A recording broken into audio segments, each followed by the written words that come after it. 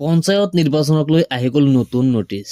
যিসকলে পঞ্চায়ত নিৰ্বাচনত প্ৰতিদ্বন্দ্বিতা কৰিব সেইসকলৰ বাবে আহি গ'ল 33টা নিয়ম। এই নিয়মকেইটা যদি নামানে তেনেহ'লে বিপদ হ'ব নিশ্চিত। কোনো প্ৰাৰ্থীয়ে যদি ইয়াৰ এটা নিয়মো ভংগ কৰে তেনেহ'লে বাতিল হ'ব আবেদন পত্ৰ।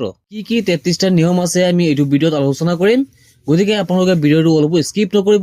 আৰু যদি আপুনি এতিয়ালৈকে আমাৰ চেনেলটো ছাবস্ক্ৰাইব কৰা নিশ্চয় ছাবস্ক্ৰাইব কৰি ৰাখিব, আৰু যদি ফেচবুকত চাই আছে তেনেহ'লে আমাৰ পেজটো ফ'ল' কৰি ৰাখিব। গাঁও পঞ্চায়ত, আঞ্চলিক পঞ্চায়ত, জিলা পৰিষদৰ প্ৰাৰ্থীৰ যোগ্যতাৰ নতুন নিয়ম। নিয়মটো হৈছে নিৰ্বাচন খেলিবলৈ আপোনাৰ বয়স হ'ব লাগিব ন্যূনতম 21 বছৰ। যিজন প্ৰাৰ্থীয়ে নিৰ্বাচন খেলিব সেইজন প্ৰাৰ্থীৰ ন্যূনতম বয়স 21 বছৰ হ'বই লাগিব। 2 নম্বৰত আছে প্ৰাৰ্থীগৰাকীয়ে বাল্য বিবাহ কৰোৱা ব্যক্তি হ'ব নালাগিব। পৰিয়ালৰ কোনো ব্যক্তি হ'ব নালাগিব বাল্য বিবাহেৰে জড়িত। প্ৰাৰ্থীগৰাকীৰ পৰিয়ালৰ কোনো এজন বাল্য বিবাহেৰে জড়িত হ'ব নোৱাৰিব। 4 নম্বৰত আছে গাঁও পঞ্চায়তৰ ৱাৰ্ড সদস্য পদৰ প্ৰাৰ্থী জেনেৰেল কাষ্ট মেট্ৰিক উত্তীৰ্ণ হ'ব লাগিব। আৰু 5 নম্বৰত আছে ST SC OBC প্ৰাৰ্থী হ'ব লাগিব 10ম শ্ৰেণীলৈকে পঢ়া। 6 নম্বৰত দিয়া আছে আঞ্চলিক পঞ্চায়তৰ সদস্যৰ পদৰ বাবে যিকোনো প্ৰাৰ্থী হ'ব লাগিব 10ম শ্ৰেণী উত্তীৰ্ণ। 7 নম্বৰত দিয়া আছে জিলা পৰিষদৰ ক্ষেত্ৰতো প্ৰাৰ্থীগৰাকী হ'ব লাগিব মেট্ৰিক উত্তীৰ্ণ। 8 নম্বৰত দিয়া আছে প্ৰতিদ্বন্দ্বিতা কৰিব নোৱাৰিব যদিহে সন্তান দুটাতকৈ বেছি আছে। 9 নম্বৰত দিয়া আছে 2018 চনৰ 19 মাৰ্চৰ পূৰ্বে দুটাতকৈ অধিক সন্তান থকা প্ৰাৰ্থীয়েহে প্ৰতিদ্বন্দ্বিতা কৰিব পাৰিব। 10 নম্বৰত দিয়া আছে নৈতিক স্খলন সম্পৰ্কীয় অপৰাধত চৰকাৰী চাকৰি যোৱা ব্যক্তি অযোগ্য বুলি বিবেচিত হ'ব। 11 নম্বৰত আছে দেউলীয়া ঘোষিত হোৱা ব্যক্তিয়েও খেলিব নোৱাৰিব নিৰ্বাচন। 12 নম্বৰত দিয়া আছে চৰকাৰী অনুদান পোৱা ব্যক্তিয়েও নিৰ্বাচন খেলিব নোৱাৰিব। 13 নম্বৰত দিয়া আছে চৰকাৰী পদত অধিষ্ঠিত হৈ থকা ব্যক্তিয়ে নোৱাৰে খেলিব নিৰ্বাচন। 14 নম্বৰত দিয়া আছে গাঁও পঞ্চায়ত, জিলা পৰিষদ পাৰিশ্ৰমিক পোৱা প্ৰাৰ্থীয়ে হ'ব অযোগ্য। 15 নম্বৰত দিয়া আছে কৰ মাচুল পৰিশোধ কৰিবলৈ বাকী থকা ব্যক্তিয়েও খেলিব নোৱাৰিব নিৰ্বাচন।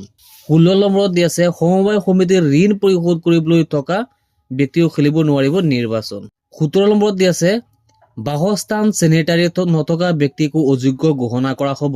18 নম্বৰত দিয়া আছে প্ৰাৰ্থীজন ৰুল 5 1995ৰ আধাৰত একাধিক গাঁও পঞ্চায়তৰ ভোটাৰ হ'ব নোৱাৰিব। 19 নম্বৰত দিয়া আছে গাঁও পঞ্চায়তৰ কাৰ্যকাল প্ৰথম সভাৰ পৰা 5 বছৰ হ'ব লাগিব।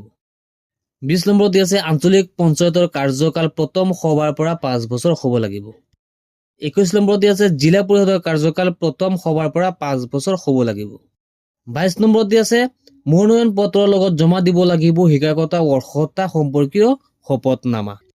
23 নম্বৰত আছে দেখুৱাব লাগিব শিক্ষাগত অৰ্হতাৰ অৰিজিনেল চাৰ্টিফিকেট। আপোনাৰ যিটো অৰিজিনেল চাৰ্টিফিকেট আছে সেইটো আপোনাৰ দেখুৱাব লাগিব তাত। 24 নম্বৰত আছে জমা দিব লাগিব বাকী যায় প্ৰমাণ পত্ৰ। জমা দিব লাগিব সমবায় আপত্তিবিহীন প্ৰমাণ পত্ৰ। 26 নম্বৰত আছে জমা দিব লাগিব বেংক আপত্তিবিহীন প্ৰমাণ পত্ৰ। বেংকৰ আপত্তিবিহীন প্ৰমাণ পত্ৰ জমা দিব লাগিব। 27 নম্বৰত আছে জমা দিব লাগিব জাতিগত প্ৰমাণ পত্ৰ কাষ্ট চাৰ্টিফিকেট জমা দিব লাগিব। 28 নম্বৰত আছে জমা দিব লাগিব ভোটাৰ তালিকাৰ প্ৰমাণ পত্ৰ। 29 নম্বৰত আছে জমা দিব লাগিব শেহতীয়া খাজনাৰ ৰচিদ। 30 নম্বৰত দিয়া আছে জমা দিব লাগিব আঞ্চলিক পঞ্চায়তৰ NOC। 31 নম্বৰত আছে খুলিব লাগিব প্ৰাৰ্থীৰ নামত নতুন বেংক একাউণ্ট। যদি আপোনাৰ আগতে বেংক একাউণ্ট এটা আছে কিন্তু এতিয়া আপুনি নতুনকৈ আৰু এটা বেংক একাউণ্ট খুলিব লাগিব। 32 নম্বৰত আছে জমা দিব লাগিব প্ৰস্তাৱকৰ নথি। একেবাৰে শেষত 33 নম্বৰত আছে জমা দিব লাগিব গাঁও প্ৰধানৰ প্ৰমাণ পত্ৰ। এই 33টাই আছিলে নতুন নিয়ম। এই নিয়ম নামানিলে আপোনাৰ আবেদন বাতিল কৰা হ'ব।